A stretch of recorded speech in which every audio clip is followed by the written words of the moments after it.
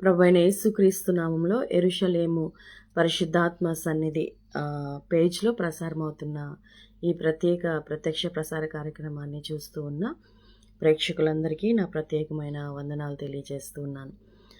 ఎవరైనా ఈ యొక్క లైవ్లో జాయిన్ అయితే నా ఆడియో ఎలా ఉందో దయచేసి మీరు చెప్పవలసిందిగా మనవి చేస్తూ ఉన్నాను. దేవుడిచ్చిన ఈ యొక్క సమయాన్ని బట్టి నేను ప్రభుకి మొట్టమొదటిగా నా హృదయపూర్వక కృతజ్ఞతాస్తుతులు చెల్లిస్తూ ఉన్నాను. దేవుని యొక్క మహాకృపలో భాగంగా మరి యొక్క దినాన్ని చూడడం ఇది మానవ మాతృలమైన మనకు దేవుడు అనుగ్రహించిన మహద్భాగ్యమని నేను ఎంచుకుంటూ ప్రభువుకి నా హృదయపూర్వక కృతజ్ఞతాస్తుతులు మొట్టమొదటిగా తెలియజేస్తున్నాను. అలాగే యెరూషలేము పరిశుద్ధాత్మ సన్నిధి గ్రూప్ని నడిపిస్తున్నటువంటి నా ప్రియ కుమార్తె హరిత గ్లోరీకి నా ప్రత్యేకమైన వందనాలు తెలియజేస్తున్నాను. కుమార్తెను దేవుడు దీవిస్తున్న విధానాన్ని బట్టి, పరిచర్యలో కుమార్తెను ఘనముగా వాడుకుంటున్న విధానాన్ని బట్టి, దేవుడు ఆమెకి ఇచ్చిన భారాన్ని బట్టి, దర్శనాన్ని బట్టి సమస్త మహిమ ఘనత ప్రభావాలు దేవునికి ఆరోపిస్తున్నాను. రానున్న కాలంలో ఇంకా దేవుడు కుమార్తెను బహుగా విరివిగా ఆయన యొక్క పరిచర్యలో ఘనముగా వాడుకోవాలని మనస్ఫూర్తిగా కోరుతూ బిడ్డకి నా యొక్క దీవెనలు, ఆశీర్వాదాలు, ప్రోత్సాహకరమైనటువంటి మాటలు తెలియజేస్తూ ఉన్నాను. కొన్ని ప్రత్యక్ష ప్రసార కార్యక్రమాలు నిర్వహిస్తున్నారు కదా. మరి ఇప్పుడున్నటువంటి సీజన్లో మనము యేసుక్రీస్తు యొక్క శిలువ గాయాలను పరికించి చూడడానికి, యేసుక్రీస్తు ప్రభువారి యొక్క శిలువ శ్రమలను మరింతగా అర్థం చేసుకోవడానికి ఈ యొక్క దినాలు ఎంతగానో దోహదపడుతున్నాయి. అంటే ఏదో ఆచారపూర్వకంగా ఆయన శిలువను జ్ఞాపకం చేసుకోవడం కాదు, కానీ వాస్తవానికి జ్ఞాపకం చేసుకోవడానికి ఒక సీజన్ అంటూ మనం ఏర్పాటు చేసుకోవడం కాదు, కానీ ప్రతి సమయంలోనూ ప్రతిరోజు శిలువ గాయాల్లో మనం చూడాలి. ఎందుకంటే అందులో మనము ప్రత్యక్షంగా కనబడతాము. నీకు బదులుగా, నాకు బదులుగా ఆయన శిలువలో మరణించాడు. మరి ఆ యొక్క మహాఘట్టాన్ని తలపోసుకోవడము, ప్రభు పాదాల దగ్గర ఆయన చేసినటువంటి మహాయాగాన్ని పదే పదే మనము జ్ఞాపకం చేసుకోవడము, కృతజ్ఞత కలిగి ఎక్కడైతే పడిపోతూ ఉన్నామో, ఎక్కడైతే మరలా దేవునికి దూరముగా మనం వెళ్ళిపోతూ ఉన్నామో, మరలా పశ్చాత్తాపడి దేవుని యొక్క సన్నిధిలోకి రావడానికి, ఆయన గాయాల్లో ఆయన ప్రేమను అర్థం చేసుకోవడానికి, ఆయన విధేయతను అర్థం చేసుకోవడానికి, ఆయన యొక్క త్యాగపూరితమైనటువంటి మహాయాగాన్ని అర్థం చేసుకోవడానికి శిలువ మనకి ఎంతగానో దోహదపడుతుంది. మరి ఈరోజు కొన్ని ప్రాముఖ్యమైనటువంటి మాటలు, అంటే ఏదో ప్రసంగ రూపంలో ఈ యొక్క సమయాన్ని నేను తీసుకోబోవడం లేదు, కానీ కొన్ని విషయాలను మనకి బాగా పరిచయమైనటువంటి విషయాలనే మరలా ఒకసారి ఈ వేదిక ద్వారా ధ్యానం చేయడానికి మనం ఇష్టపడదాం. ఈ ఉదయకాల సమయంలో దేవుని యొక్క సన్నిధిలో ఎంతో ఆహ్లాదకరమైనటువంటి, ఆనందదాయకమైనటువంటి చక్కని సమయంలో ఒకసారి శిలువ గాయాలని మనం చూద్దాం. చిన్న ప్రార్థన చేసుకుందామా? చిన్న ప్రార్థన చేసుకుని ఈ చక్కని కార్యక్రమం దేవునామానికి మహిమకరంగా మనందరికీ ఆశీర్వాదకరంగా ఉన్నట్లుగా ప్రభు సహాయం చేసేలాగిన ప్రార్థన చేద్దామా? చిన్న ప్రార్థన చేసుకుందాం. మహాగణుడా, మమ్మల్ని మిక్కిలిగా ప్రేమిస్తున్న మా ప్రియపరలోకపు తండ్రి, నీ ఘనమైన నామానికి వేలాది వందనాలు, స్తుతులు, స్తోత్రాలు చెల్లిస్తున్నాం. రాజా, నశించిన దాన్ని వెదకి రక్షించడానికి మనిషి కుమారుడుగా మీరు యొక్క భూలోకానికి వచ్చారు. అందుని బట్టి నీకు స్తుతులు, స్తోత్రాలు చెల్లిస్తున్నాం. నీ ప్రేమ గొప్పదయా ప్రభువా, నీ త్యాగము బహు గొప్పది. మీరు మా కోసం చేసిన ప్రతి కార్యము నాయన ఎంతో గొప్పది ప్రభా. మేము పదే పదే పరికించి చూడడానికి, అర్థం చేసుకోవడానికి, ధ్యానం చేయడానికి, మా జీవితాలను సరిచేసుకోవడానికి, మార్చుకోవడానికి, నీ యొక్క రూపాన్ని సంతరించుకోవడానికి నాయన తండ్రి ప్రభా అనేక సందర్భాలను మాకు నాయన అనుగ్రహిస్తున్న విధానం కొరకు నీకు వందనాలు, స్తుతులు, స్తోత్రాలు చెల్లిస్తున్నాం. యెరూషలేము పరిశుద్ధాత్మ సన్నిధి అనేటువంటి యొక్క పేజ్లో ప్రసారం అవుతున్నటువంటి అనేక కార్యక్రమాల ద్వారా మీరు నాయన ప్రేక్షకులతో నేరుగా మాట్లాడుతున్న విధానాన్ని బట్టి వందనాలు. ప్రజల హృదయాల్లో మీరు చేస్తున్నటువంటి కార్యాలను బట్టి నీకే సమస్త మహిమ, ఘనత, ప్రభావాలు ఆరోపిస్తూ ఉన్నాం. రాజా, ఇదిగో నాయన యొక్క ఉదయకాల సమయంలో మరొకసారి నీ దివ్యమైన పాద సన్నిధిలో మేము చేరాం ప్రభా. నీ మాటలు శక్తి గలవి, నీ మాటలు ఓదార్పునిస్తవి, నీ మాటలు ఆదరణ కలుగజేస్తాయి. యేసయ్య, నీ మాటల్లో శక్తి ఉంది, నీ మాటల్లో బలం ఉంది, నీ మాటల్లో స్వస్థత ఉంది ప్రభా. నీ మాటల్లో విడుదల ఉంది, నీ మాటల్లో నాయన అద్భుతమైనటువంటి ఓదార్పు ఉంది ప్రభా. నీ సన్నిధానానికి వస్తూ ఉన్నాం. నీ మాటలతో మమ్మల్ని సంధించండి యేసయ్య.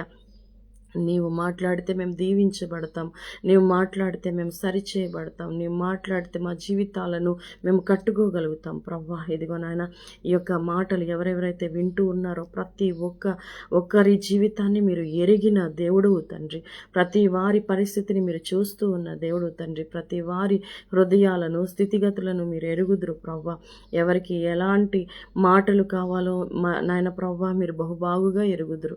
నన్ను మరుగు చేసి ప్రవ్వా, నా యొక్క జ్ఞానాన్ని, నా యొక్క మాటలను ప్రతిదాన్ని మరుగు చేసి ప్రవ్వా, నీవు మాత్రమే పరిశుద్ధాత్మ దేవుడ ప్రవ్వా, మీరే నేరుగా మా అందరితో మాట్లాడమని ముందున్న సమయమంతా పరిశుద్ధాత్మ దేవుడ మీ హస్తగతం చేస్తూ యేసు అతి పరిశుద్ధ నామములో ప్రార్థన చేసి పొంది ఉన్నాం తండ్రి. Amen, amen, amen.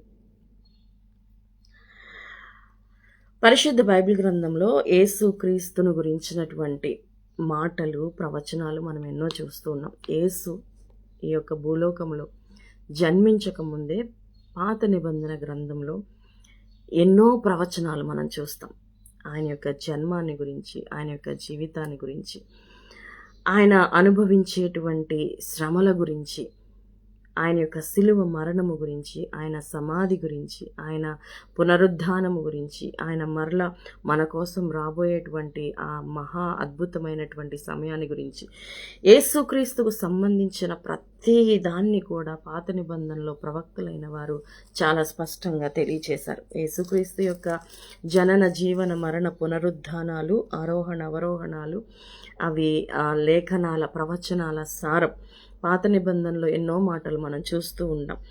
పాత నిబంధనలోనే కాదు, పరిశుద్ధ బైబిల్ గ్రంథంలో యేసుక్రీస్తును గురించినటువంటి ప్రతి మాట కూడా, ప్రతి వచనము కూడా ఒక దివ్యమైన సందేశముగా, ఈ మానవ కోటి యొక్క హృదయాన్ని కట్టేటువంటి దివ్యమైన సందేశాలు మనకి కనబడుతూ ఉంటాయి. ప్రాముఖ్యంగా ఈ యొక్క యేసుక్రీస్తు ప్రభువారు సమస్త మానవాళి కోసం, అంటే నశించిన దానిని వెదకి రక్షించడానికి ఈ యొక్క భూలోకంలోకి ఆయన పరిశుద్ధాత్మ సహాయముతో యొక్క భూలోకానికి వచ్చి ఆయన జీవించిన జీవితము పరిశుద్ధంగా, ఆయన యొక్క చూపులో కానీ, మాటలో కానీ, వినికిడిలో కానీ, క్రియల్లో కానీ, నడతలో కానీ, జన్మలో కానీ ఎలాంటి పాపము లేనటువంటి ఓ పాపరహితుడు కేవలము నీ కొరకు, నా కొరకు వదకు తేబడిన గొర్రెపిల్లలాగా, అంటే ఒక మంచి కాపరి గొర్రెల కొరకు ప్రాణము పెట్టునట్లుగా ఆ వధ గొర్రెపిల్ల నీ కొరకు, నా కొరకు మౌనముగా, బొచ్చు కత్తిరించు అని ఎదుట మౌనముగా ఉండునట్లుగా ఆయన నీ కొరకు, నా కొరకు పాపముగా చేయబడి నువ్వు అనుభవించాల్సిన శిక్షను, నేను అనుభవించాల్సినటువంటి శిక్షను, నువ్వు అనుభవించవలసిన శాపాన్ని, నేను అనుభవించాల్సినటువంటి శాపాన్ని, నువ్వు అనుభవించాల్సిన బాధను, నేను అనుభవించాల్సినటువంటి బాధను, నువ్వు అనుభవించాల్సిన వ్యాధిని, నేను అనుభవించాల్సినటువంటి వ్యాధిని, ఈ మానవ కోటి మీద రాజ్యం చేయవలసిన ప్రతి కీడును, దుఃఖాన్ని, ఆవేదనను, శాపాన్ని అంతటినీ కూడా, ఆ సంఖ్యలనన్నిటినీ కూడా పటాపంచలు చేసినటువంటి ఆయన శిలువ యాగం అనేది ఎంతో గొప్ప విషయం. యేసుక్రీస్తు యొక్క శిలువను గురించి ధ్యానం చేసేటప్పుడు ప్రతి వారి హృదయం కూడా బరువెక్కిపోతుంది కదండి. ఎన్నో వచనాలు మనం చూస్తూ ఉన్నాడు. ప్రాముఖ్యంగా యెషయా గ్రంథం 53వ అధ్యాయము చదువుతూ ఉన్నప్పుడు చలించని హృదయం ఉండదు. ఆయన మన కొరకు, అంటే సమీపింపరాని తేజస్సులో త్రిత్వదేవుడిగా ఉన్నటువంటి ఆయన మన కోసము ఈ యొక్క మంటి రూపంలోకి, ఈ యొక్క మానవావతారిగా యొక్క భూలోకానికి రావడం, మన కోసము ఆయన వ్యసనాక్రాంతుడిగా, దుఃఖాక్రాంతుడిగా, తృణీకరింపబడిన వాడిగా, సురూపమైనను సొగసైనను లేనివాడిగా, 100% మానవావతారిగా వచ్చినటువంటి ఆయన విధానము, మన కోసం ఆయన వ్యాధిని అనుభవించిన వాడిగా, మొత్తబడిన వాడిగా, ఈ మాటలన్నీ చదువుతూ ఉన్నప్పుడు అసలు దేవుడు యేసుక్రీస్తు ప్రభువారు మనుషుల్ని, అంటే లేకపోతే మనం వ్యక్తిగతంగా దాన్ని తీసుకుంటే నన్ను ఎంత ప్రేమిస్తున్నాడా, నా ఎడల ఎంత కనికరం చూపిస్తున్నాడా, నా కోసం ఆయన తన ప్రాణాన్ని సైతము పణంగా పెట్టేంత గొప్ప కృపను ఆయన చూపిస్తున్నాడా అన్నటువంటి మాటలు ఆలోచన చేస్తూ ఉన్నప్పుడు ఎంత ఆశ్చర్యం అనిపిస్తుంది. ఆయన ప్రేమకు ఎల్లలు లేవు, ఆయన ప్రేమకు హద్దులు లేవు, ఆయన ప్రేమకు కొలతలు లేవు. ఎంత అపారమైనటువంటి షరతులు లేనటువంటి, కారణాలు లేనటువంటి గొప్ప ప్రేమతో ఆయన మనల్ని ప్రేమించడం అసలు నిజంగా మనకి ఎంతో ఆశ్చర్యాన్ని కలిగిస్తుంది. నిలువెత్తు నిదర్శనం ఆయన సిలువ గాయాలు. అంటే దేవుని ప్రేమను, యేసుక్రీస్తు యొక్క త్యాగం గురించి, యేసుక్రీస్తు యొక్క విధేయత గురించి, యేసుక్రీస్తు యొక్క ప్రేమ గురించి మాట్లాడాల్సి వస్తే సిలువ కన్నా మించినటువంటి ఉదాహరణ మరొకటి ఉండదేమో. ఇలాంటి నేపథ్యంలో ఆయన యొక్క ప్రతి సంఘటన, సిలువకు అప్పగించబడే వరకు, సిలువకు అప్పగించబడిన శ్రమలు అవన్నీ మనం తలుచుకుంటా ఉంటే హృదయం బరువెక్కిపోతుంది. ఎన్నో సందేశాలు మనం వింటూ ఉన్నాం కదా ఈ యొక్క శ్రమ కాలంలో. అయితే ఈరోజు పరిశుద్ధ ఆత్మదేవుడు మనకందరికీ బాగా సుపరిచితమైనటువంటి ఒక లేఖన భాగాన్ని మన దృష్టికి తీసుకుని రావడానికి ఇష్టపడుతున్నారు. ఒకసారి మనం చెప్తున్నాను, మరొకసారి ప్రసంగ రూపంలో కాకుండా అసలు ఈ మాటల్లో ఉన్నటువంటి భారాన్ని, ఈ మాటల్లో ఉన్నటువంటి నిజమైనటువంటి అర్థాన్ని హృదయంతో మనం అర్థం చేసుకోవడానికి ప్రయత్నం చేద్దాం. నాతో పాటు మీ దగ్గర బైబిల్స్ ఉన్నట్లయితే నాతో పాటు పరిశుద్ధ బైబిల్ గ్రంథాన్ని తెరవండి. లేకపోతే గనక ఈ మాటలు శ్రద్ధతో మీరు ఆలకించవలసిందిగా ప్రభు పేరట మనవి చేస్తూ ఉన్నాను. మత్తయి సువార్త 26వ అధ్యాయము. మత్తయి సువార్త 26వ అధ్యాయం అనగానే మీకు ఒక సందర్భం గుర్తొచ్చేసింది కదా.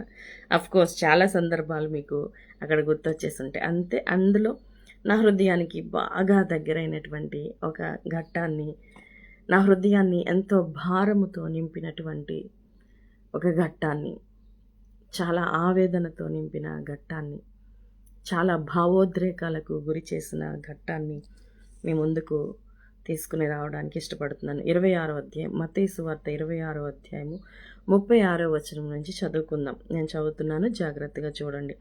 అంతట యేసు వారితో కూడా గెత్సెమనే అనబడిన చోటికి వచ్చి, నేను అక్కడికి వెళ్ళి ప్రార్థన చేసి వచ్చు వరకు మీరిక్కడ కూర్చుండుడని శిష్యులతో చెప్పి, పేతురును జబదయి 2 కుమారులను వెంటబెట్టుకొని పోయి దుఃఖపడుటకును చింతాక్రాంతుడగుటకును మొదలుపెట్టెను. అప్పుడు యేసు మరణమగునంతగా నా ప్రాణము బహుదుఃఖములో మునిగియున్నది. మీరు ఇక్కడ నిలిచి నాతో కూడా మెలకువగా ఉండుడని వారితో చెప్పి కొంత దూరము వెళ్ళి సాగిలపడి, నా తండ్రి, సాధ్యమైతే ఈ గిన్నె నా యొద్ద నుండి తొలగిపోనిమ్ము. అయినను నా ఇష్ట ప్రకారము కాదు, నీ చిత్త ప్రకారమే కానిమ్మని ప్రార్థించెను. ఆయన మరల శిష్యుల యొద్దకు వచ్చి వారు నిద్రించుట చూచి, ఒక గడి అయినను నాతో కూడా మేల్కొని ఉండలేరా? మీరు శోధనలో ప్రవేశించకుండునట్లు మెలకువగా ఉండి ప్రార్థన చేయుడి. ఆత్మ సిద్ధమే గాని శరీరము బలహీనమని పేతురుతో చెప్పి మరలా 2వ మారు వెళ్ళి, నా తండ్రి, నేను దీనిని త్రాగితేనే గాని ఇది నా యొద్ద నుండి తొలగిపోవుట సాధ్యము కాని ఎడల నీ చిత్తమే సిద్ధించుగాక అని ప్రార్థించి తిరిగి వచ్చి వారు మరలా నిద్రించుట చూచెను. ఎలయనగా వారి కన్నులు భారముగా ఉండెను. ఆయన వారిని మరలా విడిచి వెళ్ళి ఆ మాటలే చెప్పుచు 3వ మారు ప్రార్థన చేశాను. అప్పుడు ఆయన తన శిష్యుల యొద్దకు వచ్చి, ఇక నిద్రపోయి అలసట తీర్చుకొనుడి, ఇదిగో ఆ గడియ వచ్చియున్నది, మనుష్య కుమారుడు పాపుల చేతికి అప్పగింపబడుచున్నాడు, లెండి వెళ్ళుదము, ఇదిగో నన్ను అప్పగించువాడు సమీపించి ఉన్నాడని వారితో చెప్పెను.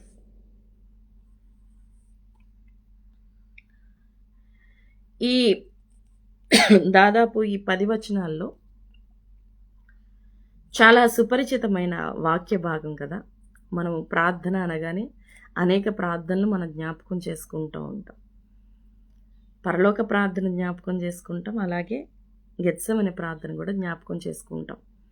కానీ గెత్సెమనే ప్రార్థనని మనం ధ్యానం చేయాలి. గెత్సెమనే ప్రార్థన వాస్తవానికి నేను ఆలోచన చేస్తూ ఉన్నప్పుడు యేసుక్రీస్తు ప్రభువారు సిలువకు అప్పగింపబడ ముందు, అంటే చివరి రాత్రి ఆయన గడిపినటువంటి సమయం ఇది. ఆయనకి తెలుసు ఆయన అప్పగింపబడబోతున్నాడని, ఆయన సిలువ మరణము పొందబోతున్నాడని, ఆయన భయంకరమైనటువంటి శ్రమల గుండా వెళ్ళబోతున్నాడని, భౌతికపరమైన, మానసికపరమైన, ఆధ్యాత్మికమైనటువంటి భయంకరమైనటువంటి శ్రమల గుండా ఆయన వెళ్ళబోతున్నాడన్న సంగతి యేసుకు బాగా తెలుసు. అయితే ఒక మనిషిగా సంపూర్ణ యేసుక్రీస్తు ప్రభువారు సంపూర్ణ దేవుడు, అలాగే సంపూర్ణ మానవుడు. సంపూర్ణ మానవుడు అనడానికి ఎక్కువగా మీది మిక్కిలిగా యేసుక్రీస్తు ప్రభువారు ఆయన యొక్క భౌతిక, మానసిక, ఆధ్యాత్మిక శ్రమల కంటే మీది మిక్కిలిగా సిలువలో తండ్రితో ఆయన వేరుపరచబడబోయేటువంటి ఆ ఘట్టాన్ని ఆయన హృదయం మోయలేకపోయింది. పరిపూర్ణ మానవుడిగా ఆయన ఇక్కడ మనకి కనబడుతూ ఉన్నాడు. ఏ మానవుడు శ్రమలను తాళుకోలేడు. ఏ మానవుడు శరీరము నలగొడుతున్నప్పుడు, శరీరము దున్నబడేటువంటి సమయంలో, శరీరము చీల్చబడేటువంటి సమయంలో దానిలో సౌఖ్యాన్ని చూడడు. భయంకరమైనటువంటి శ్రమలు. ఆయన ముందున్నటువంటి పాత్ర ఏ విధమైనటువంటి పాత్ర అంటే పాపమున కొరకైనటువంటి దేవుని ఉగ్రత పాత్ర. ఆయన విధేయతతోటి తండ్రి చిత్తానికి అప్పగించి తీసుకోవాల్సినటువంటి పాత్ర ఎదురుగా ఉంది. సాధారణంగా మనకి ఏదన్నా కష్టం కలిగినప్పుడు, బాధ కలిగినప్పుడు మనం ఏమనుకుంటామంటే ఒంటరిగా గడపాలనుకుంటాం కదండి. గట్టిగా ఏడవాలని, మన లోపల ఏదైతే గూడు కట్టుకుంటుందో, ఏదైతే వేదన మనల్ని బలహీనపరుస్తుందో, ఏదైతే భారము మనల్ని పిప్పి చేస్తుందో, ఆ యొక్క భారాన్ని మనము ఏకాంతముగా గడిపి, ఒంటరిగా గడిపి బయటకు వెళ్ళగక్కడానికి, చెప్పుకోవడానికి, గట్టిగా అరుచుకోవడానికో, ప్రార్థన చేసుకోవడానికో, ఏడవడానికో, ఏకాంతంగా గడపడానికి మనము కొన్ని ప్రాంతాలను మనం సెలెక్ట్ చేసుకుంటాం. యేసుక్రీస్తు ప్రభువారి యొక్క చివరి రాత్రి హృదయమంతా భారముతో నిండుకున్నటువంటి ఆ యొక్క సందర్భంలో తండ్రితో ఏకాంతముగా గడపాలనుకున్నటువంటి ఆయన యొక్క సమయాన్ని ఆయన గెత్సెమనే తోట ప్రాంతాన్ని ఆయన ఎన్నుకున్నారు.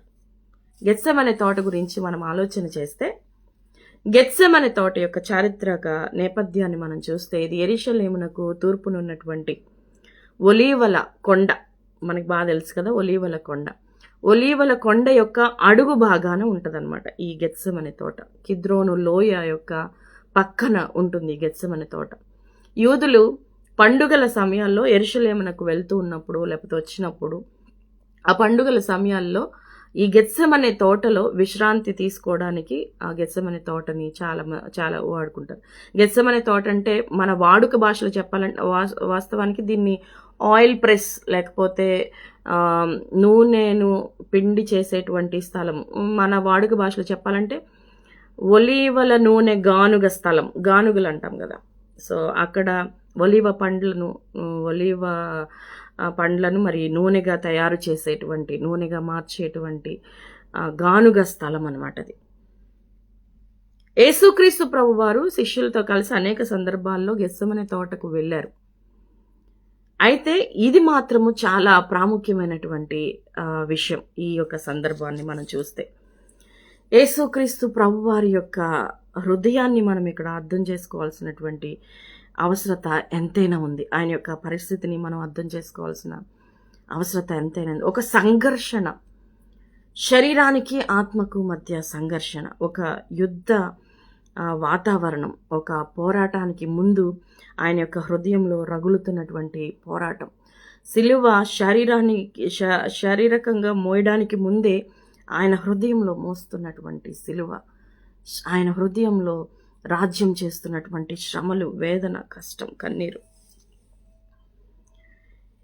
అన్ని బాధల్లో, అన్ని కష్టాల్లో, అంత వేదనలో ఆయన ఎంచుకున్నటువంటి మార్గం ఏంటి అనంటే తన హృదయాన్ని కృమ్మరించడానికి, తన వేదనను కృమ్మరించడానికి తండ్రితో మాట్లాడేటువంటి ఒక అద్భుతమైన ఏకాంతమైనటువంటి సమయాన్ని ఆయన ఎంచుకున్నారు. ఇది బహుశా క్రైస్తవులముగా చెప్పుకుంటున్న మనందరికీ కూడా ఒక గొప్ప మాదిరి, మన హృదయాల్లో కూడా వాస్తవానికి సిలువ యాగము లేకపోతే సిలువ శ్రమలు యేసుక్రీస్తు జీవితంలో తప్పక జరగాలి. ఆయన తప్పక ఆ గిన్నెలోనిది ఆయన త్రాగాలి. ఆయన దేవుని యొక్క ఉగ్రత పాత్రను ఆయన స్వీకరించి తీరాలి. ఆయన మరి అనేక కొరడా దెబ్బల చేత ఆయన గాయపడాలి. ఆయన భయంకరమైనటువంటి శ్రమల గుండా ఆయన వెళ్ళాలి. ఆయన ప్రాణాన్ని పణంగా పెట్టాల్సినటువంటి పరిస్థితిలో ఆయన ఎంచుకున్నటువంటి ఆయన బాధను వెళ్ళగక్కుకోవడానికి, ఆయన చింతాక్రాంతుడు అవడానికి, దుఃఖాక్రాంతుడుగా తన యొక్క హృదయ వేదనంతటిని కుమ్మరించుకోవడానికి తండ్రి యొక్క పాదాలను పట్టుకోవడం, తండ్రి యొక్క సన్నిధిని కోరుకోవడం అనేది మనందరికీ మనం కూడా తప్పించుకోనటువంటి శ్రమలు. కొన్ని సందర్భాలు ఉంటాయి, కొన్ని శ్రమలు ఉంటాయి. మన సాధారణంగా ప్రతి కష్టం వచ్చినప్పుడు ఇవి యేసు చేసినట్టే మనం కూడా, ప్రవ్వా ఈ శ్రమని నా నుంచి తొలగించు, ఈ పరిస్థితి నుంచి నన్ను విమోచించు, దీని నుంచి బయటపడేటువంటి మార్గం ఏదన్నా ఉంటే నాకు అది చూపించు ప్రవ్వా. ఇదిగో ఈ వేదన నేను భరించలేకపోతూ ఉన్నాను, ఈ ఒంటరితనాన్ని నేను భరించలేకపోతూ ఉన్నాను, ఈ అనారోగ్య సమస్యను నేను భరించలేకపోతూ ఉన్నాను, ఈ యొక్క ఆర్థిక ఇబ్బందిని నేను తాళలేకపోతూ ఉన్నాను, ఇదిగో మనుషులు పెట్టేటువంటి నిందలు, మనుషుల వల్ల వచ్చేటువంటి ఆ భయంకరమైనటువంటి అవమానాల మధ్యలో నేను ఈ యొక్క శ్రమలకు తాళలేకపోతున్నాను, ఇదిగో ఈ పరిస్థితి నుంచి నన్ను విమోచించు, నన్ను రక్షించు అని చెప్పి పదే పదే మనము ప్రార్థన చేస్తూ ఉంటాం. అయితే యేసుక్రీస్తు ప్రభువారికి ఒక విషయం నిశ్చయంగా తెలుసు. ఆయన చేసిన 3 మార్లు ప్రార్థనలో అసలు చాలా స్పష్టమైనటువంటి వివరణ మనకి కనబడదు. ఒకసారి ఆ మాటలు మనం ధ్యానం చేద్దాము. అంతటి యేసు వారితో కూడా గెత్సెమనే అనబడిన చోటికి వచ్చి నేను అక్కడికి వెళ్ళి ప్రార్థన చేసి వచ్చు వరకు. గెత్సెమనే తోట ఒక విశ్రాంతి స్థలమే కాదు, గెత్సెమనే తోట ఒక ఆయిల్ ప్రెస్ అనే కాదు, ఇదొక సాదృశ్యంగా ఎలాగా ఆ ఒలీవ పండ్లు ఆయిల్గా చేయడానికి ఎలాగా పిండబడుతున్నాయో ఇక్కడ యేసు హృదయము కూడా అలాగే పిండబడుతుంది తన యొక్క వేదన చేత, దుఃఖము చేత. ప్రార్థన చేసి వచ్చే వరకు మీరు ఇక్కడ కూర్చుండడని శిష్యులను చెప్పేసి పేతుర్ని జబదేయి కుమారులను 2 కుమారులను ఆయన వెంటబెట్టుకుని పోయి ఈ గెత్సెమనే తోట ఇక్కడ దుఃఖపడడానికి చింతాక్రాంతుడుగా తన లోపల ఏదైతే తొలిచి వేస్తుందో, ఏదైతే దుఃఖము ఆయన్ని వెంటాడుతుందో దాన్ని బయట పెట్టుకోవడానికి ఒక స్థలముగా ఇక్కడ మనకి మొదలు పెట్టాను. అప్పుడు యేసు మరణ మగునంతగా నా ప్రాణము బహు దుఃఖములో మునిగి ఉన్నది. ఆయన మాటలు చూడండి. ఇక్కడ యేసుక్రీస్తు ప్రభువారు మాట్లాడుతున్న మాటలు ఏంటంటే, మరణ మగునంతగా, ఇంతకన్నా మించినటువంటి శ్రమ, ఇంతకన్నటువంటి మించినటువంటి వేదన మరొకటి లేదు. నా లోపల ఉన్నటువంటి వేదన ఎలా మరణ మగునంతగా నా ప్రాణము బహు దుఃఖములో మునిగి ఉన్నది. మీరు ఇక్కడ నిలిచి నాతో కూడా మెలకుగా ఉండడని వారితో చెప్పి కొంత దూరము వెళ్ళి తండ్రి సాగిలపడి, తండ్రి, నా తండ్రి, సాధ్యమైతే ఈ గిన్నె నా యుద్ధ నుండి తొలగిపోనిమ్ము, అయినను నా ఇష్ట ప్రకారం కాదు నీ చిత్త ప్రకారమే కానిమ్మని ప్రార్థించాను.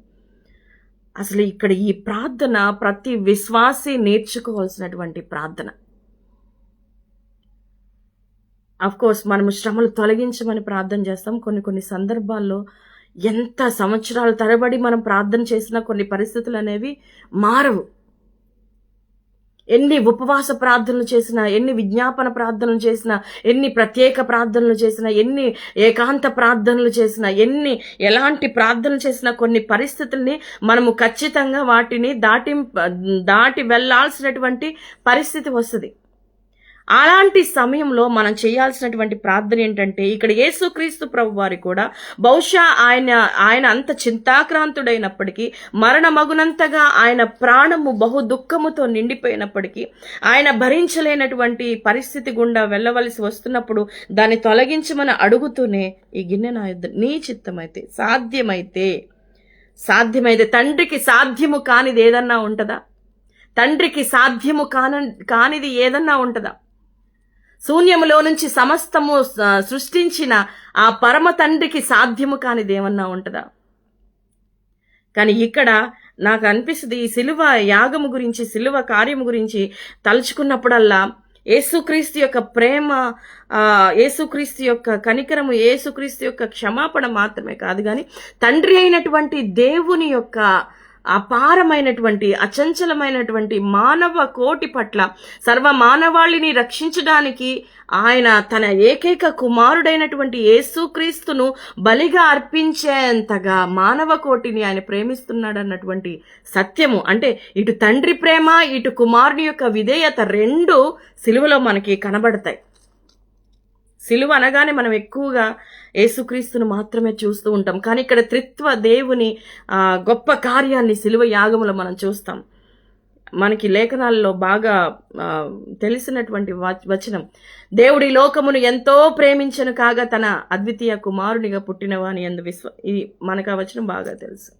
తన ఏకైక కుమారుణ్ణి ఈ మనుషులెవ్వరూ కూడా నశింపక నిత్య జీవము పొందునట్లుగా ఆయన అనుగ్రహించినట్లుగా, అంటే ఎంత ప్రేమ! తండ్రి ఈ లోకాన్ని ఎంత ప్రేమించాడంటే ఆయన తిరస్కరించినప్పటికీ, ఆజ్ఞను అతిక్రమించినప్పటికీ, ఆయనకి అయోగ్యకరమైనటువంటి పని మానవుడు చేసినప్పటికీ, శాపగ్రస్తుడైనటువంటి మానవుడిని విడిచిపెట్టలేదు దేవుడు.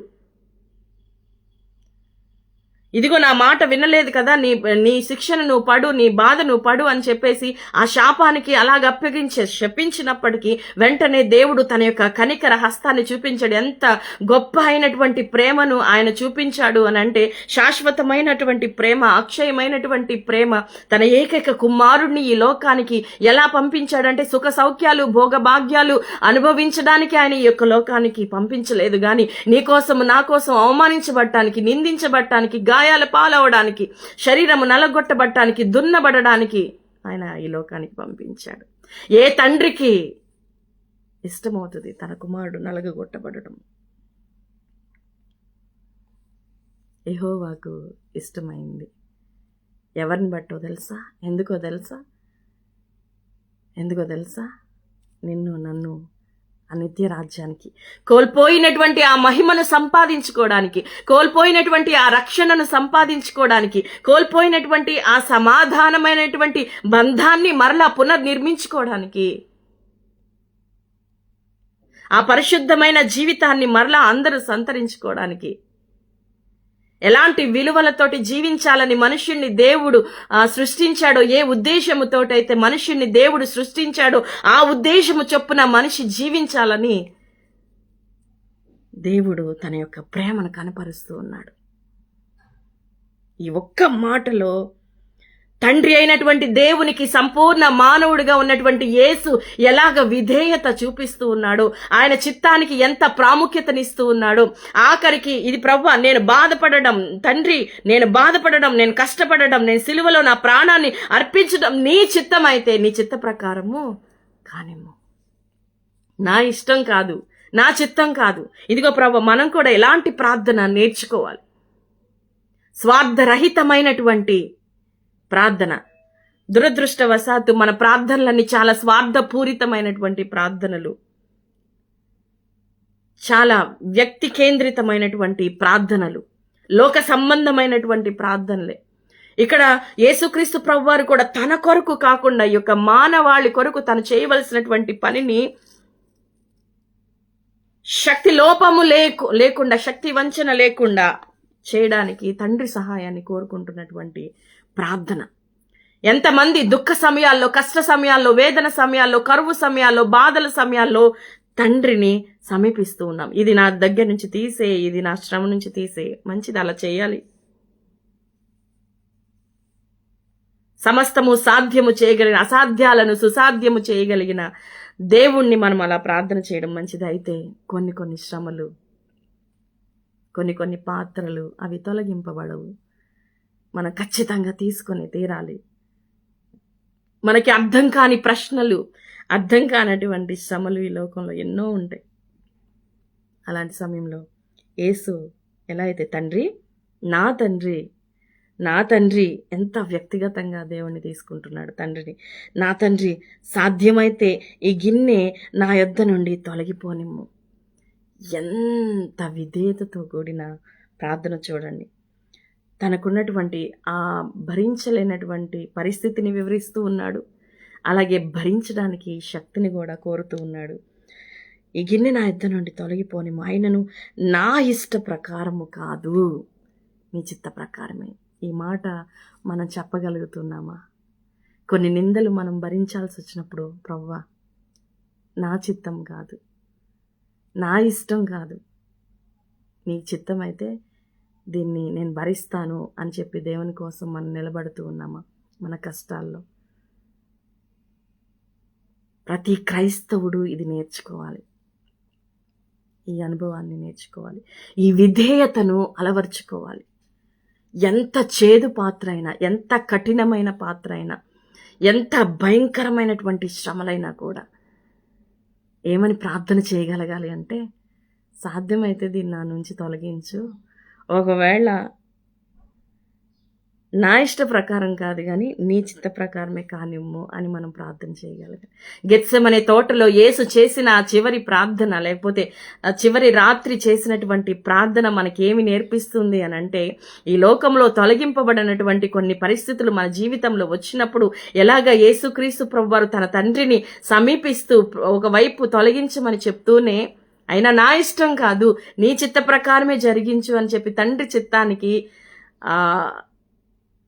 తన కోసం కాకపోయినా ఈ సర్వలోక కళ్యాణార్థమై తనకు తాను అప్పగించుకోవడానికి ఎలాగా సిద్ధపడ్డాడో ఇందులో త్యాగం కనబడుతుంది, ఇందులో ప్రేమ కనబడుతుంది, ఇందులో విధేయత కనబడుతుంది, ఇందులో నిస్వార్థపూరితమైనటువంటి ప్రేమ కనబడుతుంది, సమర్పణ కనబడుతుంది. అసలు ఎంత గొప్ప విషయం చూడండి. ఆయన మరల శిష్యుల యొద్దకు వచ్చి వారు నిద్రించుట చూచి, ఒక గడి అయినను నాతో కూడా మేల్కొని ఉండలేరా? మీరు శోధనలో ప్రవేశించకుండా మెలకువగా ఉండి ప్రార్థన చేయుడి. ఇక్కడ ఈ గెత్సెమనే తోట యేసు పరిపూర్ణ మానవుడని మరొకసారి మనం రుజువు చేసుకోవడానికి కనబడుతుంది. ఈ గెత్సెమనే తోట యేసు తాను ఏకాంతముగా తండ్రితో గడపడానికి ఎంచుకున్న స్థలముగా మనకి కనబడుతుంది. తన దుఃఖాన్ని, వేదనని తండ్రి సముఖములో కుమ్మరించడానికి ఒక మంచి స్థలముగా అక్కడ మనకు కనబడుతుంది. అలాగే యేసు మరి శిష్యులకు ఆజ్ఞాపిస్తున్నాడు, మీరు శోధనలో ప్రవేశించకుండానట్లు మెలకువగా ఉండి ప్రార్థన చేయడి. తన అనుభవంలోంచి చెప్తున్నటువంటి మాట, శోధనలో ప్రవేశించకుండా ఉండునట్లు మెలకువగా ఉండి ప్రార్థన చేయండి. ఎవరైతే ఇలా మెలకువగా ఉండి ప్రార్థన చేస్తారో వారి జీవితంలో శోధనలు ప్రవేశించరు. ఒకవేళ శోధనలు వచ్చినా కూడా ఆ శోధనను ఎలా జయించాలో నేర్పగలిగినటువంటి అనుభవాన్ని ప్రార్థన ఇవ్వగలదు అని యేసుక్రీస్తు ప్రభువారు ఇక్కడ మాట్లాడుతూ ఉన్నారు. శిష్యులకే కాదు, మనకు కూడా చెప్తూ ఉన్నాడు. ఇదిగో ఈ లోకంలో ఎన్నో శోధనలు వస్తూ ఉంటాయి, ఎన్నో భయంకరమైనటువంటి ప్రతికూలతలు వస్తాయి. అయితే వాటిలో నువ్వు ప్రవేశించకుండా ఉండాలంటే, అంటే అవి ఏవి కూడా నిన్ను ముంచి వేయకుండా ఉండాలంటే నువ్వేం చేయాలి అని అంటే, మెలకువగా ఉండి ప్రార్థన చేయాలి. అంటే ఎప్పుడు అటెంటివ్గా ఉండి తండ్రి సన్నిధిలో మనము గడుపుతూ ఉండాలి అనేది. శత్రు యొక్క పన్నాగాలను ఎప్పుడు అపవాది మనల్ని కొట్టాలా, మనల్ని పడగొట్టాలా అని చెప్పేసి, కృంగదీయాలా అని చెప్పేసి రకరకాలుగా ప్రయత్నాలు చేస్తున్నట్టు సమయంలో శత్రువు వేసే బాణాలను మనం తిప్పి కొట్టడానికి, అందులో నిలబడి ఉండడానికి, ప్రతి శోధనను సహించడానికి మనకి శక్తి కావాలన్నా, బలము కావాలన్నా, ముందుకు నడిపింపబడేటువంటి ఆ యొక్క సమర్పణ కావాలన్నా అది కేవలం ప్రార్థన. దేవునితో మనము గడిపేటువంటి ఆ ఏకాంత సమయము, దేవునితో మనం గడిపేటువంటి ప్రార్థన అనుభవం మాత్రమే ఇవ్వగలదన్నటువంటి విషయాన్ని ఇక్కడ శిష్యులకు, మీరు శోధనలో ప్రవేశించకుండానట్లు మెలకువగా ఉండి ప్రార్థన చేయుడి. ఆత్మ సిద్ధమే గాని శరీరము బలహీనమని మరొకసారి ఇక్కడ యేసుక్రీస్తు ద్వారా మనకి తెలియచేయబడుతుంది. చాలా సందర్భాల్లో మనకి ఆత్మ సిద్ధంగానే ఉంటుంది కానీ శరీరం చాలా బలహీనంగా ఉంటుంది. అయితే బలహీనపడే ప్రతి సందర్భంలో మనకి బలాన్ని ఇవ్వగలిగినటువంటి ఆయుధం ఏంటో తెలుసా? ప్రార్థన. తండ్రితో గడిపేటువంటి సమయం, మెలకుగా తండ్రితో వెచ్చించేటువంటి సమయం. ఈ గెత్సెమనే తోటలో బహుబాధలో ఆయన అప్పగింపబడే రాత్రి ముందు రాత్రి ఆయన చెప్తున్నటువంటి మాటలు, ఆత్మ సిద్ధమే కానీ శరీరము బలహీనం. ఎంత బలహీన పడిపోయారో చూడండి యేసుక్రీస్తు ప్రభువారు. శోధనలు మనల్ని బలహీనపరుస్తాయి, శోధనలు మనల్ని కృంగదీస్తాయి, శోధనలు మనల్ని చింతాక్రాంతులుగా చేస్తాయి, శోధనలు మన ప్రాణములకు నెమ్మది లేకుండా చేస్తాయి. అలాంటి సందర్భంలో నువ్వు ఎప్పుడైతే తండ్రి సముఖాన్ని ఆశ్రయిస్తావో, తండ్రి సన్నిధిని ఆశ్రయిస్తావో, తండ్రి పాదాలను పట్టుకుంటావో, నీకున్న వేదన అంతా తండ్రి సాన్నిధ్యంలో కృమ్మరిస్తావో, దేవుడు ఎలాంటి శక్తిని ఇస్తాడంటే చూడండి, అంత బలహీనపడిపోయినటువంటి యేసు, అక్కడ అంత చింతాక్రాంతుడైపోయినటువంటి యేసు, అంత అంత ప్రాణము మరణమగునంతగా ఆయన యొక్క ప్రాణము కృంగిపోయిన ఆ పరిస్థితి నుంచి ఆయన ఎంత బలాన్ని సంపాదించుకున్నాడంటే ఆ ఘోరమైనటువంటి దేవుని యొక్క ఉగ్రత పాత్రను ఆయన స్వీకరించినంతగా, ఎవరు బంధింపలేకుండానే తన్ను తాను అప్పగించుకునేంత ధైర్యాన్ని ఈ ప్రార్థన గెత్సెమనే తోటలో ఆయన చేసిన ప్రార్థన ప్రభువైన యేసుక్రీస్తు వారికి అక్కడ చూద్దాం. ఇంకా మాటలు మనం చూద్దాం. మరలా రెండో మారు వెళ్ళి, నా తండ్రి, నేను దీనిని త్రాగితేనే గాని ఇది నా యొద్ద నుండి తొలగిపోవట సాధ్యము కాని ఎడల నీ చిత్తమే సిద్ధించుగాక. మరలా ఒకవేళ నేను ఇది తాగాలన్నదే నీ యొక్క నిర్ణయం అయితే, ఇది తాగితేనే గాని ఇది నా నుండి తొలగిపోదు అంటే, ఇంక ఇది కంపల్సరీ నేను తీసుకోవాలి, పుచ్చుకోవాలి అని అంటే కనుక, సరే పర్వాలేదు, నేను తీసుకుంటాను ప్రభువా, నీ చిత్తమే సిద్ధించుగాక. అది ఎంత వేదనైనా నీ చిత్తమే సిద్ధించుగాక. అది ఎంత కష్టాన్ని ఇచ్చినా నీ చిత్తమే సిద్ధించుగాక. అది నన్ను ఎంత పేదరికంలోకి నెట్టినా కూడా, దరిద్రతలోకి నెట్టినా కూడా, నన్ను నేను కోల్పోయేటువంటి పరిస్థితిలోకి నన్ను నెట్టినా కూడా నీ చిత్తమే సిద్ధించుగాక. అసలు ఎలాంటి ప్రార్థన అండి అది! ఎలాంటి ప్రార్థన! ఎలాంటి విసుగు లేదు ఆయన చేసిన ప్రార్థనలో. విసుగు, అలాగే లేకపోతే ఇంకోటి ఏమనాలి, ఇంకొక మాట నాకు రావడం లేదు కానీ, అసహనం లేనటువంటి ప్రార్థన. మనకి ఎలా ఉంటాయంటే మన ప్రార్థనలు చాలా సందర్భాల్లో చాలా అసహనంతో మనం చేస్తూ ఉంటాం, విసిగిపోతూ ఉంటాం, వేసారిపోతూ ఉంటాం, ప్రశ్నలతో ప్రార్థన చేస్తూ ఉంటాం, నిలదీసి ప్రార్థన చేస్తూ ఉంటాం. చాలా మనం చేసే ప్రార్థనలు ఇలాగే ఉంటాయి. అనేక సందర్భాల్లో నిలదీసేస్తూ ఉంటాం. నువ్వు ఉన్నావా? ఉంటే నా పరిస్థితి ఎందుకు ఇలా ఉంది? నువ్వెందుకు జోక్యం చేసుకోవట్లేదు? ఇంకా నా జీవితంలో కార్యం ఎందుకు చేయట్లేదు? ఎందుకు నా పరిస్థితులు చూసి మౌనంగా ఉంటున్నావు? వాళ్ళ పరిస్థితులు ఏమో అలా ఉన్నాయి, నా పరిస్థితి ఏమో ఇలా ఉంది. నిలదీస్తూ ఉంటాము, ప్రశ్నిస్తూ ఉంటాము, కలవరపడిపోతూ ఉంటాం, విసిగిపోతూ ఉంటాం, అసహనాన్ని చూపిస్తూ ఉంటాం, చిరాకు పడిపోతూ ఉంటాం. దాన్ని అంతటినీ మన భక్తి జీవితం మీద చాలా బాగా చూపిస్తాం కదా. కానీ యేసు చూపిస్తున్నది ఏంటి తెలుసా? ఈ గిన్నె నా యొద్ద నుండి, చూడండి, దీనిని త్రాగితేనే గాని ఇది నా యొద్ద నుండి పోవుట సాధ్యము కాని ఎడల మరలా చెప్తున్నాడు. నీ సాధ్యమైతే అన్నాడు అప్పుడు, ఇప్పుడు సాధ్యము కాని ఎడల అయినా నీ చిత్తమే సిద్ధించునుగాక. సాధ్యము కాని ఎడల, సాధ్యమైతే తీసేయి. తండ్రికి సాధ్యం కానిది ఏదన్నా ఉంటుందా? మరలా చెప్తున్నాను, శూన్యములో నుంచి సమస్తం చేసిన తండ్రికి సాధ్యం కానిదంటూ ఏదన్నా ఉంటుందా? ఏది ఉండదు. యెహోవా మన పక్షముగా ఉండగా మనకు విరోధి ఎవడు?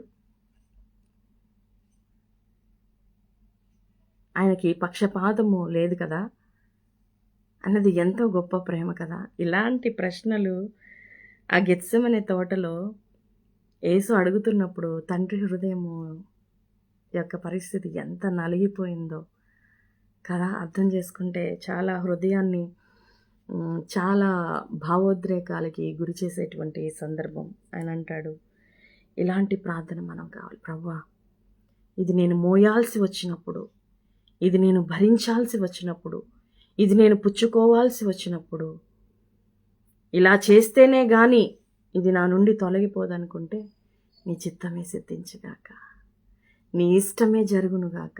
ఇలాంటి ప్రార్థన మనం నేర్చుకోవాలి. హల్లెలూయా, హల్లెలూయా. తిరిగి వచ్చి వారు మరలా నిద్రించుట చూచెను. ఎలయనగా వారి కన్నులు భారముగా ఉండెను. ఆయన వారిని మరలా విడిచి వెళ్ళి ఆ మాటలే చెప్పుచు 3వ మారు ప్రార్థన చేశాను. ఆ మాటలే ఆయన ప్రార్థన అంతా ఒకటే, నీ చిత్తం, దీన్ని తొలగిస్తే తొలగించు, ఒకవేళ తొలగించకపోతే నీ చిత్తమే. 3వ మారు ప్రార్థన చేశాను. అప్పుడు ఆయన తన శిష్యుల యొద్దకు వచ్చి, ఇక నిద్రపోయి అలసట తీర్చుకొనుడి, ఇదిగో ఆ గడియ వచ్చి ఉన్నది, మనుష్య కుమారుడు పాపుల చేతికి అప్పగింపబడుచున్నాడు, లేండి వెళ్ళుదము, ఇదిగో నన్ను అప్పగించేవాడు సమీపించున్నాడు. అసలు ఆ మాటలు ఆలోచన చేస్తూ ఉన్నప్పుడు నిజంగా 3 సార్లు ప్రార్థన చేశాడు ఆ గిన్నె తొలగింపబడాలని. ఆ శ్రమ తప్పింపబడాలని. లేకపోతే ఇక అది సాధ్యము కాదని తెలుసుకున్నప్పుడు దానిలో శక్తి కొరకు తండ్రిని అడుగుతున్న ఆ సందర్భం. ఎలాంటి సందర్భం అంటే, ఆయనకి బాగా తెలుసు, ఆయన ఎంతో ప్రేమించినటువంటి, ఆయనతో తిరిగినటువంటి శిష్యుడే అక్కడికి వచ్చి రోమా సైనికులు, యూదుల నాయకులతో కలిసి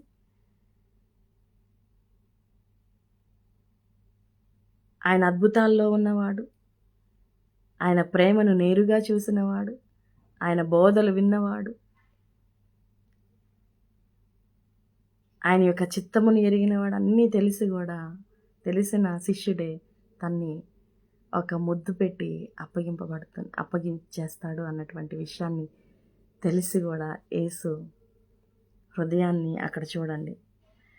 నాకు ఈ పరిస్థితులన్నీ చూస్తూ ఉన్నప్పుడు దేవునికి మనమంటే ఎంత ప్రేమ. తన ముందు ఉన్నటువంటి పని, తన ముందు ఉన్నటువంటి బాధ్యత, తను చేయవలసినటువంటి, తను నెరవేర్చవలసినటువంటి తండ్రి చిత్తము చేయడానికి ఆయన ఎంతటి దాన్నైనా స్వీకరించడానికి ఇష్టపడ్డాడు. అందుకని ఆయన ఎవ్వరూ బలవంతం చేయలేదు, ఆయన తప్పించుకోవడానికి ప్రయత్నం చేయలేదు. ఆ స్థలములోనే నిశ్చయముగా అక్కడే ఆయన అప్పగింపబడతాడు, అక్కడే ఆయన్ను తీసుకొని వెళ్తారు అన్న సంగతి రూఢిగా తెలిసి కూడా పారిపోనటువంటి గొప్ప వీరుడు యేసు.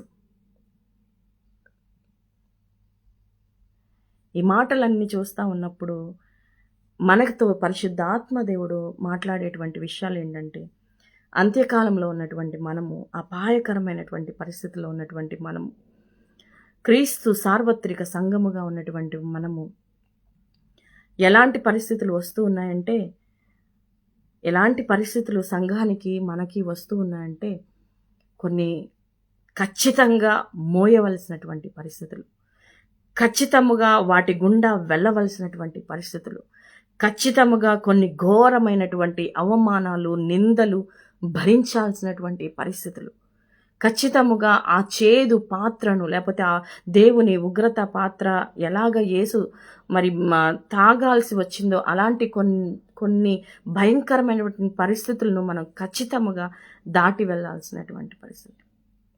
యేసు ఎలాంటి ప్రార్థన చేశాడో, యేసు ఎలాంటి మాదిరి చూపించాడో, యేసు ఎలాగ శిష్యులకు శోధనలో ప్రవేశించకుండానట్లు మీరు మెలకువగా ఉండి ప్రార్థన చేయండి అని ఒక మాట తెలియచేశాడో, అవి మనం మరలా పునరాలోచన చేసుకుంటూ, అంత వేదనలో కూడా, అంత చింతలో కూడా, మగునంతగా ఆయన ప్రాణము నలిగిపోయినప్పుడు సైతము కూడా ఆయన తండ్రి చిత్తానికి తన్ను తాను అప్పగించుకోవడము, ఆ విధేయత చూపించడము, తన అడుగు వేయడము ఆ సిలువ యాగానికి గొప్ప శక్తినిచ్చింది నేను అనుకుంటాను.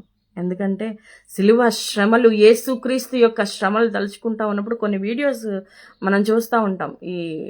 కొన్ని వీడియోస్ మనం ఆల్మోస్ట్ ఇప్పుడు రీల్స్లో అయితే బాగా వస్తున్నాయి కదా, ఏఐ వీడియోస్లో చూస్తూ ఉన్నప్పుడు రక్తసిక్తమైనటువంటి ఆ రక్తపు ముద్దగా, ఆ రక్తపు మడుగులో ఆయన యొక్క దేహాన్ని చూస్తూ ఉన్నప్పుడు, ఆయన గాయాల్ని చూస్తూ ఉన్నప్పుడు, ఆయన ముఖాన్ని చూస్తూ ఉన్నప్పుడు, నా కోసం ప్రభువు ఇంత నలగగొట్టబడ్డాడు, ఇంత శ్రమ పడ్డాడు, ఇంత వేదన భరించాడు, ఇన్ని శ్రమల పాలయ్యాడు అన్నటువంటి మనం అది తలుచుకుంటున్నప్పుడు భావోద్రేకానికి గురవ్వని హృదయం అంటూ ఉండదు.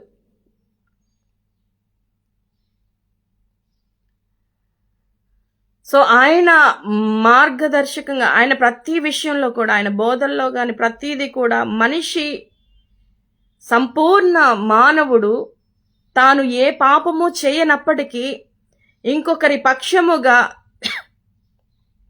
కష్టపడొచ్చు, ఇంకొకరి పక్షంగా ఎవరైతే శిక్షకు అర్హులై ఉన్నారో, ఎవరు శాపాలకి అర్హులై ఉన్నారో, ఎవరైతే నరకానికి అర్హులై ఉన్నారో వారి పక్షంగా తన ప్రాణాన్ని సైతము పణంగా పెట్టేయొచ్చు ఒక మనిషి అన్నదానికి ఒక రుజువుగా, సాక్ష్యముగా యేసుక్రీస్తు జీవించారు. ఈ రోజుల్లో మనం ఎంత స్వార్థపూరితమైనటువంటి జీవితాలు మనం జీవిస్తూ ఉన్నామంటే, మన వరకు మనం బాగుండాలంతే, మన కుటుంబాలు బాగుండాలంతే, మన పరిస్థితులు బాగుండాలంతే, అవతల వాళ్ళు ఏమైపోతే ఏమైపోయినా అన్నట్టు. మనిషిని అలా సృష్టించలేదు దేవుడు. చాలా విలువలతోటి, నైతిక విలువలతోటి దేవుడు సృష్టించాడు. ఆయన పోలికలో, ఆయన స్వరూపములో మనిషిని చేశాడు అన్నప్పుడు దేవుడు ఎలాంటి తత్వాన్ని కలిగి ఉన్నాడో అలాంటి తత్వమే మనిషిలో పెట్టాడు. కానీ మనిషి దేవునికి వ్యతిరేకముగా చేసినటువంటి పని వలన కంప్లీట్గా దేవుని యొక్క స్వరూపము నుండి వైదొలగిపోయాడు. తన యొక్క జీవిత విధానమంతా మారిపోయింది. మాటలు హీల్ చేయవలసినటువంటి మాటలు మాట్లాడాల్సిన మనిషి గాయాలు చేస్తూ ఉన్నాడు. జాలితోటి, కరుణతోటి నింపబడి చూడవలసినటువంటి చూపులు అసూయతోటి, కుళ్ళుతోటి, కుతంత్రాలతోటి చూసేటువంటి చూపుల్లోకి వచ్చేసినాయి మన చూపులు. మన మాటలు, మన వినికిడి, మన ప్రవర్తన, మన చేష్టలు అన్నీ కూడా కంప్లీట్గా దేవుడు ఏ పోలికలో, ఏ నమూనాతోటైతే మనిషిని చేశాడో ఆ నమూనా అంతా కూడా పాపము చెల్లా చెదర చేసేసింది. పరిశుద్ధుడైనటువంటి దేవుడు, పాపరహితుడైనటువంటి యేసుక్రీస్తు ప్రభువారు అసలు మనిషి ఎలా జీవించాలో అలా జీవించి చూపించాడు. మనిషి ఎంతవరకు శ్రమలను సహించగలడో ఆయన చూపించాడు. తన శ్రమల్లో సైతము పాపము జోలికి వెళ్లకుండా ఉండగలిగే నిగ్రహ శక్తి మనిషికి ఉందని నిరూపించాడు ఆయన. తన్ను బంధించిన వారిని, తన్ని శిక్షించిన వారిని సైతము కూడా క్షమించవచ్చు అని యేసు నిరూపించాడు. పగ, ద్వేషము, కలహము ఇవేవి కూడా లేకుండా ఉండొచ్చు, ప్రార్థనతోటి దేన్నైనా సాధించొచ్చు అని యేసు నిరూపించాడు. ఈ జీవితము యుద్ధరంగముగా, సంఘర్షణగా, పోరాటముగా నీ ముందున్నా కూడా దాన్ని నువ్వు ప్రార్థన సహాయముతో, తండ్రి సహాయముతోటి నువ్వు జయించగలవు అని నిరూపించాడు. సిలువతోటి ఆగిపోలేదు అక్కడ కదా. పునరుద్ధానం ఇచ్చేటువంటి నిరీక్షణ అదే.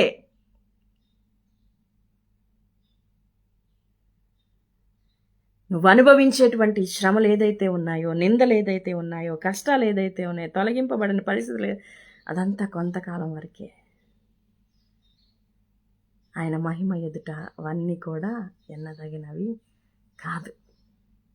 ప్రభువు నేర్పించిన పాఠాలు, ప్రభువు నేర్పించిన బోధలు, ప్రభువు తన యొక్క జీవితము ద్వారా మనకు వేసినటువంటి బాట మనం నేర్చుకోవాలి. ఆ దిశగా మన యొక్క జీవితాలను మలుచుకోవాలి. ఒక మనిషి ఇలా చేయగలడు, నీతి మాత్రమే మాట్లాడగలడు, న్యాయము మాత్రమే మాట్లాడగలడు, ప్రేమ మాత్రమే క్రియల్లో చూపించగలడు, ఎంతటి శత్రువునైనా కూడా క్షమించగలడు, పాపులను చేర్చుకోగలడు, పరిసయ్యులను, సద్దుకాయలను కూడా ఆయన క్షమించగలడు అన్నటువంటి గొప్ప మాదిరికరమైనటువంటి ప్రేమను ఆయన బాధల్లో, అంటే సుఖ సౌఖ్యాల్లో కాదు. సుఖ సౌఖ్యాల్లో ఎన్ని మాటలు మనం మాట్లాడతాం కదా. మనం వాట్సాప్ స్టేటస్లు పెట్టాలంటే ఎంత బాగా పెడతాము. అందరూ రైటర్స్ అయిపోయాం కదా ఇప్పుడు. మనం ఎంత బాగా పెడుతూ ఉంటాము. మనకి మనమే గ్రేట్, మనకి మనమే చాలా గ్రేట్. సెల్ఫ్ సెంటర్డ్ లైఫ్స్ అయిపోయినాయి మనవి. ఇక్కడ యేసు తన తండ్రిని కేంద్రంగా పెట్టుకున్నాడు, తండ్రి చిత్తాన్ని కేంద్రంగా పెట్టుకున్నాడు. ఒక మనిషిగా ఆయన ఏ రూపకల్పనలో మనిషిని చేశాడో ఆ నమూనా దెబ్బతీయకుండా, ఆ నమూనాకి కొంచెం కూడా పక్కకు వెళ్లకుండా ఎన్ని నైతిక విలువలతో ఆయన జీవించాడో. ప్రతిదీ కూడా మాదిరి. ఆయన ప్రార్థన జీవితం మాదిరి, ఆయన విశ్వాస జీవితం మాదిరి, ఆయన బోధల మాదిరి, ఆయన అందరితో కలిసి భోజనం చేస్తూ ఉన్నప్పుడు, పాపుల్ని చేర్చుకుంటూ ఉన్నప్పుడు అందరినీ కలుపుకోవడంలో ఆయన మాదిరి, ఆయన క్షమించడంలో మాదిరి, ఒక మంచి విషయాన్ని మాత్రమే మాట్లాడే విషయంలో మాదిరి. అసలు ఆయన్ని మాదిరిగా పెట్టుకుంటే ఇంకేం అక్కర్లేదండి మనకి. నువ్వు మనిషిగా బ్రతకాలి అనుకుంటే తండ్రి నన్ను ఏ నమూనాలో చేశాడో, నేను ఎలా జీవిస్తే తండ్రి ఇష్టపడతాడో, నేను ఎలా జీవిస్తే తండ్రి ఆనందపడతాడో, ఎలా జీవిస్తే తండ్రి గర్వపడతాడో అలా జీవించాలనుకుంటే యేసుక్రీస్తులా జీవించాలి. హల్లెలూయా, హల్లెలూయా. అంత వేదనలో, తండ్రిని సమీపించాడు. తుదకు తండ్రి చిత్తానికి అప్పగించాడు. సిలువలో మరణించాడు, పునరుద్ధానుడయ్యాడు. ఆయన మరలా తిరిగి రాబోతున్నాడు. వధువు సంఘంగా ఉన్నటువంటి మనము నమూనాని, ఆ రూపాన్ని కోల్పోవద్దు, నైతిక విలువల్ని కోల్పోవద్దు. ప్రార్థనా జీవితంలో స్వార్థపూరితమైనటువంటి అంశాలన్నిటికీ ఆ అంశాలన్నిటినీ సిలువ కొట్టేద్దాం. స్వార్థాన్ని, కుళ్ళుని, కుతంత్రాలని, వ్యక్తిగత లబ్ధి కొరకు చేసేటువంటి రాజకీయ ధోరణిని, క్షమించలేనటువంటి తత్వాల్ని, అసూయని, కలహాన్ని, వీటన్నిటిని సిలువకేసి కొట్టేస్తే యేసులో ఉన్న విడుదల, యేసులో ఉన్న విముక్తి, యేసుక్రీస్తుకున్నటువంటి మనసు, పౌలు అంటాడు కదా, యేసుక్రీస్తుకున్నటువంటి మనసును మీరును కలిగి ఉండడి. నేను క్రీస్తును పోలి నడుచుకున్న ప్రకారం మీరును నన్ను పోలి నడుచుకోండి. దేవుని పోలి నడుచుకుంటే చాలండి, మనకి దేన్నైనా సాధించగలం. ఆయన పోలికలోకి రావాలి అని అంటే మనకున్న ప్రతి బలహీనతను, మనకున్న ప్రతి వ్యవహారాన్ని ఆయన పాదాల దగ్గర పెట్టి, ప్రభువా ఇదిగో ఈ విషయంలో నేను సరిచేయబడాలి, ఈ విషయంలో నేను బలపరచబడాలి, ఈ విషయంలో ఇదిగో నీ శక్తి కావాలి, నీ సామర్థ్యం కావాలి. నా యుక్తితోటి నేను ఏది చేయలేను, నేను దేన్ని జయించలేను. ప్రక్షాళన కోసం ప్రార్థన చేయాలి, పరిశుద్ధమైన జీవితం కోసం ప్రార్థన చేయాలి. మన శ్రమల్లో ఎలా నిలబడాలో ఆయనకి మనం ప్రార్థన చేయాలి. ఎప్పుడైతే తండ్రిని మనం సమీపిస్తామో, యేసును మాదిరిగా పెట్టుకొని ఆయన చేసిన ప్రార్థనను అలవర్చుకుంటామో, ఆ గెత్సెమనే తోటలో మౌనంగా, లేకపోతే రోదనతోటి ఆయన చేసినటువంటి ఆ తోటలో విత్తబడినటువంటి ఆ కన్నీటి విత్తనాల యొక్క ఫలాలు ఎంత గంభీరంగా ఉన్నాయో. పునరుద్ధానంలో ఉంది దాని ఫలాలు కదా. సో అటువంటి రీతి అయినటువంటి ప్రార్థన జీవితాన్ని మనం కూడా అలవర్చుకుందాం. చిన్న ప్రార్థన చేసుకుందాం. మహాగణుడ, మమ్మల్ని మిక్కిలిగా ప్రేమిస్తున్న మా ప్రియ పరలోకపు తండ్రి, యెరూషలేము పరిశుద్ధాత్మ సన్నిధి అనే యొక్క పేజ్ ద్వారా ఈ యొక్క ఉదయకాల సమయంలో ప్రభువా, ఏకైక కుమారుడైనటువంటి యేసుక్రీస్తు ప్రభు వారి యొక్క భూలోకంలో తను అప్పగింపబడబోయేటువంటి చివరి రాత్రి గెత్సెమనే తోటలో చేసినటువంటి ప్రార్థనను మరలా ఒకసారి మేము ఆలోచన చేయడానికి, మరలా ఒకసారి మేము నేర్చుకోవడానికి, మా జీవితాలను సరిచేసుకోవడానికి మీరు మా ముందుకు తీసుకొని వచ్చిన విధానం కొరకు నీకు స్తుతులు స్తోత్రాలు చెల్లిస్తున్నాం. ప్రభువా, మా ప్రార్థనలను మార్చండి, మా ప్రార్థించే విధానాన్ని మార్చండి ప్రభువా, మా మాట్లాడే విధానాన్ని మార్చండి, మా ఆలోచన విధానాలను మార్చండి, మా దృక్పథాలను మార్చండి ప్రభువా. ఇదిగో నాయన, ఒకరి కోసం జీవించేటువంటి, ఒకరి కోసం మరణించేటువంటి, ఒకరి కోసం వెచ్చించేటువంటి నాయన నిస్వార్థమైనటువంటి నాయన కార్యక్రమాలు చేయడానికి మాకు నూతనమైన మనసును పుట్టించమని మనం చేస్తూ ఉన్నాం ప్రభువా. మాలో వ్యతిరేకమైనటువంటి, ఇదిగో ఎందుకు పనికిరానటువంటి, ఎలాంటి ప్రయోజనము లేనటువంటి ఆలోచనలను, సనుగుళ్లను, అసహనాన్ని, అసూయను వేళ్లతో సహా పెకిలించి వేయమని మనం చేస్తున్నాను. నజరేయుడా, నీ శక్తిగల నామములో ప్రభువ, నువ్వు ఏ పోలికలో మమ్మల్ని చేశావో, ఏ స్వరూపంలో మమ్మల్ని చేశావో, ఎలాంటి నమూనాతో మమ్మల్ని చేశావో, మరలా తిరిగి నాయన నీ నామ మహిమార్థమై ఈ యొక్క లోకములో ఉండగానే నాయన అలాంటి నమూనాతో మేము జీవించి నాయన తండ్రి ప్రభు, ఒక అద్భుతమైనటువంటి సాక్ష్యముతో నాయన అద్భుతమైనటువంటి విప్లవాన్ని చేసేటువంటి ధీరులుగా, శూరులుగా, క్రైస్తవ సైనికులుగా మమ్మల్ని ఉంచమని మనవి చేస్తున్నాను. గెత్సెమనే తోట ఓ ఏకాంత స్థలముగా, ఓ రోధించే స్థలముగా, తన భారాన్నంతటినీ వెళ్ళగక్కే స్థలంగా ఉంచినట్లుగా ప్రభువా, నీ పాదాలను మేము పట్టుకోవడానికి, మా జీవితంలో తొలగింపబడని శ్రమల వైపు మేము ఉన్నప్పుడు, శ్రమల్లో సైతము, నిందల్లో సైతము నీ పాదాలు పట్టుకోవడానికి, నీ చిత్తం వైపు మాత్రమే చూడడానికి, ఒకవేళ దాన్ని తొలగించడం నీ చిత్తము కాకపోతే విధేయతతో మేము దాన్ని అంగీకరించడానికి మాకు శక్తిని దయచేయి ప్రభువా. అలాంటి ప్రార్థనలు చేయడం మాకు నేర్పించండి ప్రభువా. మీరు ఏది అనుమతిస్తే దాన్ని హృదయపూర్వకంగా స్వీకరించే మనస్సులను మాకు దయచేయమని మనం చేస్తున్నాను ప్రభా. ఎందుకంటే నువ్వు ఏది అనుమతిస్తే అది బహుశ్రేయస్కరం ప్రభువా. నువ్వు ఏది అనుమతిస్తే అందులో ఆశీర్వాదమే ఉంటుంది, కానీ అందులో శాపం ఉండదు ప్రభువా. ఒకవేళ బహుశా తాత్కాలికంగా కష్టం అనిపించవచ్చు, కన్నీరు ఉండొచ్చు, మా హృదయాలు నలగగొట్టబడొచ్చు, కానీ తుదకు దాని ఫలము గొప్పగా ఉంటుందని యేసు పునరుద్ధానము ద్వారా మాకు మరలా నిరూపించిన విధానం కొరకు నీకు వందనాలు. యేసును మాకు ఇచ్చినందుకు వందనాలయ్యా. యేసు మా పాపముల కొరకు మరణించడానికి ఆయన చేసినటువంటి త్యాగాన్ని బట్టి నీకు వందనాలు. మేము పునరుద్ధానాన్ని చూస్తూ పునరుద్ధాన బలముతో ఈ యొక్క చివరి దినాల్లో నీకోసం సాక్షులుగా జీవించడానికి సహాయం దయచేయండి. మరొకసారి ప్రభువా, యెరూషలేం పరిశుద్ధాత్మ సన్నిధి పరిచర్యలు మీరు దీవించండి, ఆశీర్వదించండి. పరిచర్య సరిహద్దులను విశాలపరచండి. కుమార్తె హరితకు మంచి ఆరోగ్యాన్ని, బలమును, శక్తిని దయచేయండి. తన యొక్క జీవితంలో వ్యతిరేకముగా అడ్డంకులుగా ఉన్న ప్రతి దాన్ని నజరేడని శక్తిగల నామములో మేము బంధిస్తూ ఉన్నాం, కొట్టివేస్తూ ఉన్నాం. ప్రభువా, తన యొక్క జీవితంలో ఆశీర్వాదములు మరి దేని కొరకైతే ఆ బిడ్డ, ఆ కుమార్తె ఎదురు చూస్తుందో, ప్రార్థిస్తూ ఉందో, ప్రలాపిస్తూ ఉందో, నీ సన్నిధిలో నీ పాదాలు పట్టుకుని గోజాడుతూ ఉందో, ప్రతిదాన్ని నాయన మీరు ఇవ్వబోతున్నందుకు నీకు వందనాలు. మంచి జీవిత భాగస్వామితో ఆ బిడ్డ ముడిపడింపజేయడానికి సహాయము దయచేయండి.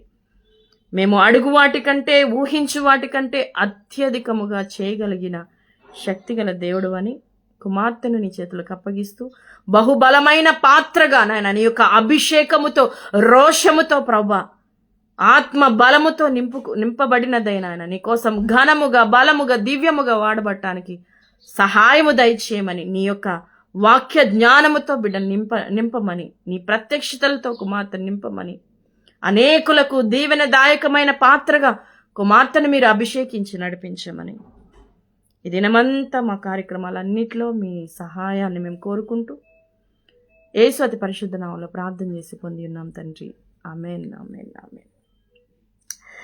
ఇంత చక్కని అవకాశం ఇచ్చిన దేవునికి, అలాగే కుమార్తె హరితకు నా ప్రత్యేకమైన వందనాలు తెలియజేస్తూ ఉన్నాను. దేవుడు మనల్ని అందరినీ దీవించునుగాక. Amen. Have a blessed day.